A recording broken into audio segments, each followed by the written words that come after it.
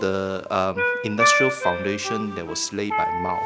So in this period, not merely were all the problems of China's national self-determination solved, but the social living conditions of the people developed immeasurably.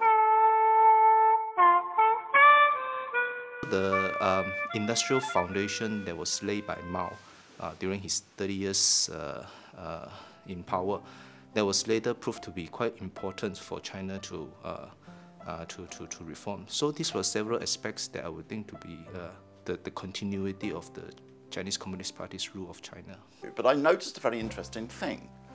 People who are Chinese specialists in the West drew attention to the fact that there had been a significant increase in life expectancy in China during this period. During the 27 years in which Mao Zedong was alive, the chronological life expectancy increased by more than 1 year for each year that he was in power.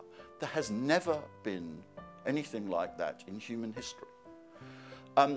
This was astonishing. So in this period, not merely were all the problems of China's national self-determination solved, but the social living conditions of the people developed immeasurably. For a long time, it looked as if countries like China just could not industrialize and could not compete with the Western countries and so on.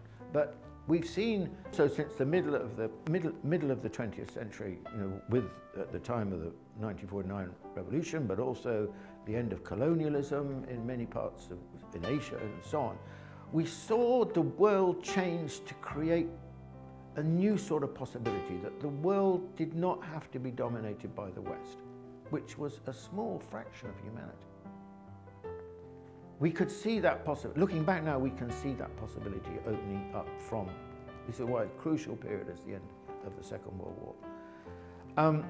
And now, with China's success with the reform period and so on, what that means is that a huge country like China can go from great backwardness to economic modernization and vitality and dynamism. More emphasize the rights of women, right? Female right. More emphasize, the new system, right? He more help to spread the industrial capacity, even like Sashi, the third front project. All those sorts of things are were very helpful for the development of the market economy in terms of being ally. So I would say, as a scholar, we really cannot be, our view cannot be affected by ideology.